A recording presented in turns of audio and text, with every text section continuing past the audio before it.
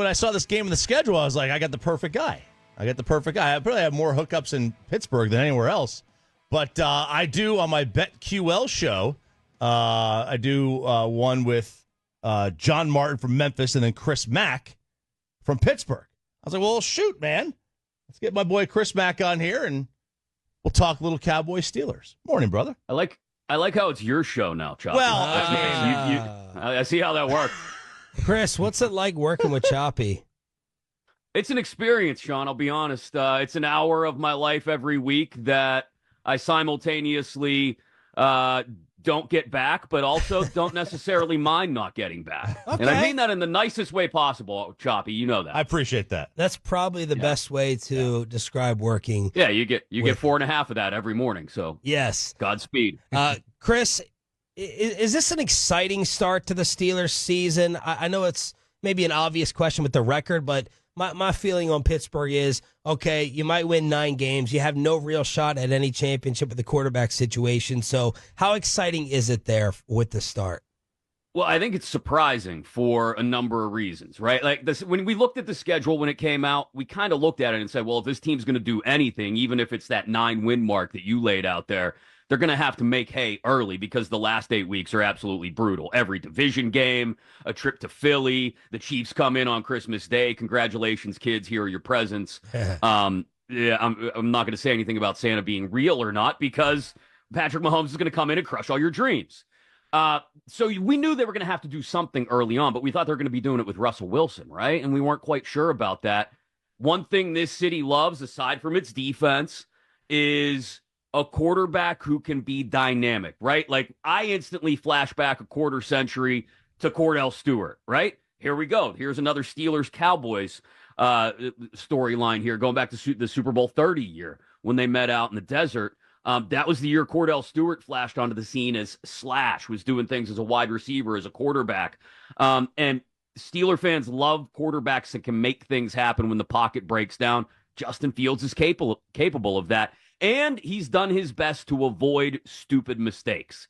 There have been moments here and there, bad snap, center quarterback exchanges, things like that. But for the most part, Fields has avoided the stupid mistakes. And so Steeler fans, more than anything, Sean, through the first 4 weeks, are pleasantly surprised, I think, and they want to see where it goes from here. Is Fields, does he feel or look that different as a thrower from the Bears days? He looks more calm, I think, than he did in Chicago, And I think that a lot of that is due to the fact that an Arthur Smith offense, as ugly as it may be, is built to sort of calm things down for the quarterback and help lead them away from making those mistakes. So he looks less, the feet are a little less happy. And again, he looks less mistake prone, especially when he's back there in the pocket trying to make reads. He still has those issues where he'll hold onto the ball for 3.5, 4, 5 seconds, and you just see everything break down around him. And there's a little paralysis by analysis, but it's much less so than it was in Chicago. Going behind enemy lines, Chris Mack from Pittsburgh join us here, 105 through the Fan. When will Russ be the starter? I mean, you're going to have to get a poor performance from Fields and get Mike Tomlin to admit that Wilson is totally healthy. Mike Tomlin is still riding that razor-thin line of, well, Russ is working his way back. He's working his way back. He's working his way back. And he was asked point blank yesterday, about, does Justin's play keep you from pushing the envelope, basically? I'm paraphrasing now, pushing the envelope with hurrying Russ back. And he said, yeah, to this point, it has. So as long as Fields is playing well, again, not making the stupid mistakes, and occasionally making things happen with his legs, Wilson doesn't have to rush back, and more importantly, may not ever even get a chance to start in this offense. Now, I do think there will be a moment at some point down the line this season where Fields will struggle and or get dinged up himself, and it'll open the door for Russ. But if this team is still rolling, if this team is, 4-2, 5-2, 6-2, 6-3 before they get to that rough part of the schedule, they're playing well, and they've got a line to a playoff spot, Mike Tomlin's going to be much less inclined to break that glass in case of emergency on Russ. Is Pittsburgh a city that makes fun of him and rolls their eyes when he dresses as an inactive, or y'all love that type of crap? No, it's silly to us. It reminds us a lot of when Mitch Trubisky was actually named captain. I want to say it was the year before last or last year during the preseason. They named Trubisky the offensive captain and never changed it. Trubisky would waltz out there to the middle of the field for coin flips, Sean, before games, and everybody would go like, is this guy even still employed? Like, what? It was like the scene from Office Space. What would you say it is you do here? And he'd be like, I don't know. I call heads every week. That's it. Chris Mack talking with us here on 105 through the Fan. Okay, Chris, so one of the big important areas of concern for Pittsburgh over the last 12 months has been George Pickens and his I guess, fragile state of mind or fragile interactions with the team. Combustibility. Yeah, exactly. How is George Pickens right now in terms of his comfort in the Arthur Smith offense and his relationship and connection with Justin Fields? I think as long as he's still the preferred target on the outside, which he is because they have no other targets on the outside. I mean, literally, the receiving room is George Pickens and then a bunch of dudes. Like Calvin Austin can make some things happen sometimes. We saw that a couple weeks ago against the Chargers.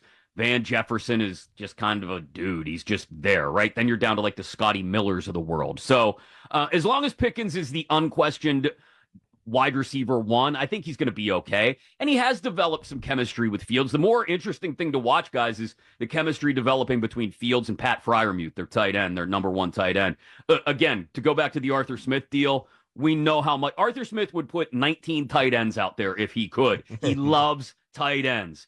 And they have really developed the chemistry, an easy chemistry, Fields and Freiermuth. We've seen that work. It really worked through the first 3 weeks, not as much in spots last week in that loss out in Indy, but Freiermuth is very dependable in the middle of the field. And for a quarterback like Fields, who's scanning, it's much easier to dump it down, check down to that tight end in the middle of the field than it is to just chuck it up and pray 40 yards downfield that Pickens can draw a DPI. That is still part of the game plan, but the connection between Fields and Freiermuth has been fun to watch. Chris, the Cowboys can't stop the run. How's Najee been this year? It doesn't seem like he's been off to a great start. Yeah, I mean, Najee's been basically what he's been since he came into the league. I heard somebody put it the other day. I think it's a really apt description this time of year. I heard you guys talking baseball a couple minutes ago. He's a singles hitter. He's not going to break off any big home run runs. He's just not. Now, look, is he going to get the Kyle Brandt treatment every Tuesday on NFL Network for angry runs? Absolutely. But Cordarrelle Patterson kind of showed this past week, and we'll see how healthy he is this week, that he's kind of capable of some of the same stuff. Jaylen Warren, when he's healthy, can be your third down back and is a better pass catcher out of the backfield. So, look, Najee didn't have his fifth-year option picked up for a reason. He hasn't shown enough that he is worth that fifth-year option, that he was really worth a first-round pick. You know how valuable a first-round pick has to be if it's being used on a running back these days. I love the pick. I'll be honest. I'll own it. Love the pick when they made it. It has not panned out the way it should. This running game can still do damage, though, if the offensive line can play better than it did in Indy. That's the problem with this team right now, guys. The offensive line is absolutely beaten and bruised. And that was the issue against Indy. They could never really get going on the ground, which they should have been able to do to the Colts as well. If they can't get going on the ground against the Cowboys, with all the injuries Dallas has on that side of the ball, then it's going to be a real serious concern, not just for Najee, but the run game as a whole.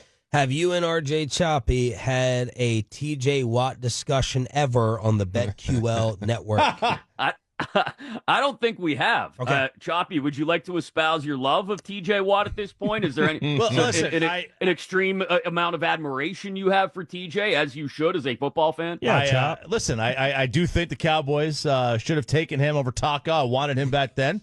But I also think he's, very similar to his brother in that he's just the most overrated player in the league. Oh, okay. Well, he's also a one-man wrecking crew who's basically won them 3 games this year. They've won 1 game all time since Watt became a starter without him in the lineup. Wow. He is the Pittsburgh Steelers. Like, this era, we will look back on it as the TJ Watt era. As much as they got great leadership from Cam Hayward and Minka Fitzpatrick, it'll be the era of who the hell was their quarterback that year? Yeah. Trubisky, Pickett, Rudolph, what? It'll be about the TJ Watt era. Now, unfortunately, this era has also been about not getting beyond the wild card round. So Micah, I guess if you want your argument there, Choppy, there it is. Right. Poor TJ Watt can't drag a squad of 53 kicking and screaming without a quarterback beyond the wild card round. Micah or TJ? Oh, that's tough You're for asking you. a Penn State guy. Oh, man. TJ. I think I'm going to hedge this way. You like this? As a pure BetQL. edge rusher, TJ. As a guy who you can move around like a chess piece all over the board, Micah. How about that? Who else is on the Steelers defense that we need to know about? A Metroplex kid, Deshaun Elliott. Keep an eye out for their strong safety. He was wrecking shop the first 3 weeks of the season as well. Because as I look at it, yeah, you're going to get your catches from CD, right? CD's going to get a ton of targets. The question is, can they eat up the middle of the field the way the Colts did with, okay, Cooks is going to get his targets, sure, but can they eat up the middle of the field with Jake Ferguson? The Steelers' defense for years has struggled with tight ends. If they can avoid letting Jake Ferguson have a day inside, and that'll be Patrick Queen, that'll be the rookie Peyton Wilson, but it'll mostly be Deshaun Elliott, the strong safety, who's had a really strong start to the season. Keep an eye out for him. If Jake Ferguson is having a huge day, it's because Deshaun Elliott is not doing his job. If Ferguson is not having a huge day, I would think Elliott is playing a really big part in limiting him in the middle of the field. Justin Fields has not done a lot of the same, aggressive designed runs to the success that he had throughout his time in Chicago so far in these first few weeks with the Steelers. Is this the week you might expect with some of the things that Dallas's defense has gone through and some of the edges where you might say, hey, this might be the week where Arthur Smith tries to take advantage of more of that? I don't think so, only under the direction of Mike Tomlin. I don't think Mike wants Fields on a lot of designed runs. He wants this offense to run the ball effectively with its running backs between the tackles. He wants to, occasionally get on the outside with some of that wham stuff and counter stuff. But for the most part, he wants his running backs to shove it down the opposition's throat. And that'll be the goal, I think. But between Tomlin and Arthur Smith is, let's impose our will via the run. It didn't work against Indy, but we saw it work the first few weeks. Let's try and make it work again against, like you said, a defense that's experiencing some personnel limitations up front. Chris, do you have a strong feeling on what's going to happen Sunday night? Not as far as one side or the other. I do. Is every game for you all to pick like 2017, 23-20? Is that like a Pittsburgh Steelers score? Yeah, it should be. I do think it's going to be a one-possession game. This will be the best healthy quarterback the Steelers have faced to this point. Herbert was a shambles when he came in, and they quickly got him out of the game. And then look at some of the other quarterbacks they faced. Cousins, who's still in the process of coming back, and a rookie in Nix, Richardson, and Flacco, for what it's worth. So this will be the best quarterback wide receiver duo they've faced this year to this point. It's on the pass rush to get home and get home quickly, so Dak can't get rid of the ball in that 2.3 seconds or whatever it may be. And it's on the secondary, in particular Joey Porter Jr., to do his best to stay with Lamb. You're not going to take him out of the game. It's CD. But if you can limit him and keep him from making any huge plays, then the Steelers will have a chance to keep this thing, like you said, in the high teens and maybe get out of there with either side, really. We'll have a chance to get out of there with a field goal late or a late score. Chris Mack joining us from Pittsburgh, BetQL Network, co-host with RJ Choppy for an hour of his life. He cannot get back every week. So this whole Tomlin on the hot seat story from last year, is that done and gone? Yeah, no. Mike Tomlin you might as well hyphenate his name to Mike Tomlin Rooney. He is as ingrained in this organization's culture as anybody not named Rooney. He is the face of this franchise.